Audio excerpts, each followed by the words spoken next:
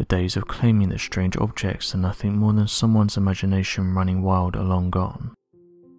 Former presidents, Air Force pilots, space executives and many others are just some of those who have been vocal about this topic.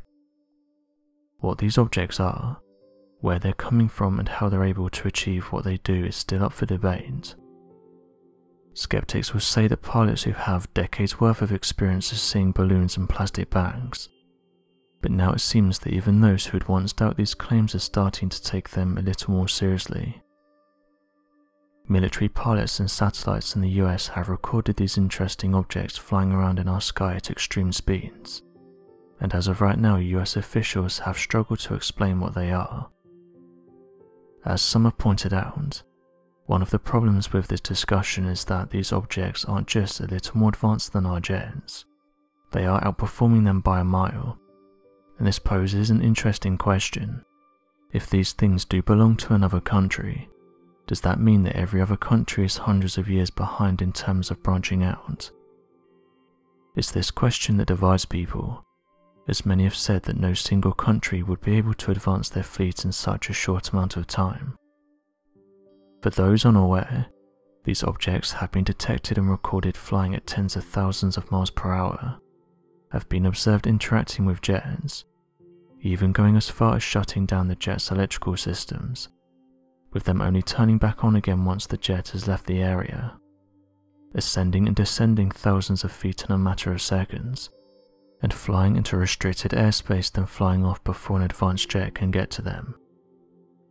The former president's intelligence director John Radcliffe said that there's many unexplained objects that have been detected in recent years, and that many of these can't be explained. John Radcliffe recently said the following: "We are talking about objects that frankly engage in actions that are difficult to explain, movements that are hard to replicate, that we don't have the technology for, or travelling at speeds that exceed the sound barrier without making a sonic boom." End quote. The former president has come forward and said that he has inside knowledge of these mysterious flying aircrafts, and has even said that he may release inside information to the world when he feels like the time is right. This has led some to say that he may use this information in the near future as a way of trying to inform people about what's going on behind the scenes. Insiders have said that the former president may release this soon. The former president has said in previous interviews that he has information that could change the world. This is exciting as many presidents have been against talking about mysterious flying objects, but now with the recent shift in views, it seems that he could be the one to announce it to the world. Well, former President Obama had this to say: "When it comes to the topic, there are some things I just can't tell you. What I can say, and I'm being serious here, is that there's footage and records of objects in the skies that we don't know exactly what they are. We can't explain how they moved, or their trajectory. They do not have an easily explainable pattern." End quote. John Radcliffe continued with the following: "Frankly, there's a lot more sightings that have been made public. At this moment in time, we don't have good explanations about what's being seen. I actually wanted to get this information out and declassify it before I left office." End quote.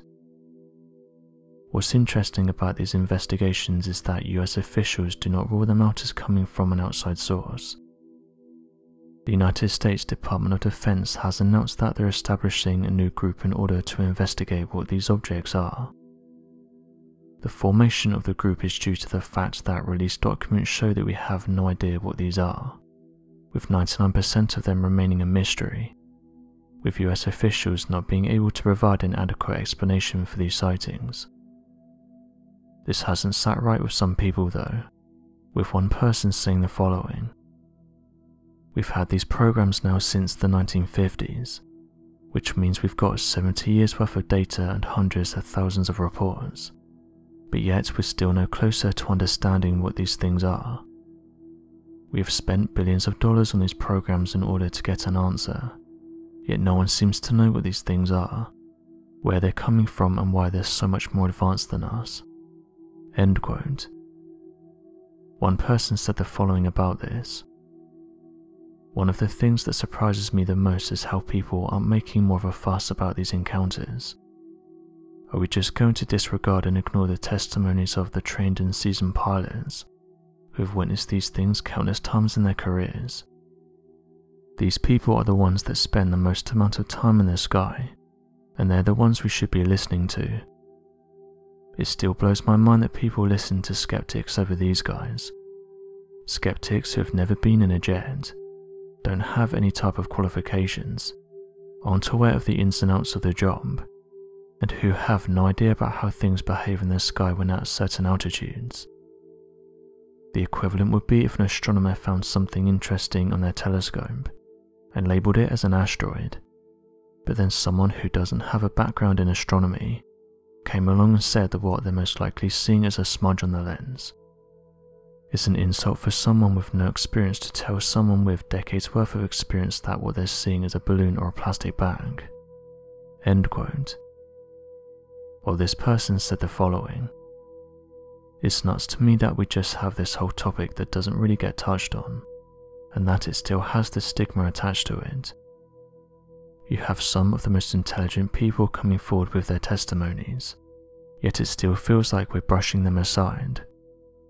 This isn't a random person coming forward with their stories. These are the people who are qualified and know the skies better than anyone else." I saw one skeptic say that what these pilots are seeing is likely Venus. He tried to explain away this pilot's encounter by saying that they were seeing a stationary planet, which is 29,155,979 miles away from Earth. End quote. So what do you make of this topic, and what do you think these pilots are encountering? Be sure to leave your questions and answers in the comments section below. It'd help us to grow this community while working to solve these unexplained mysteries. Thank you for watching, and don't forget to subscribe for more videos.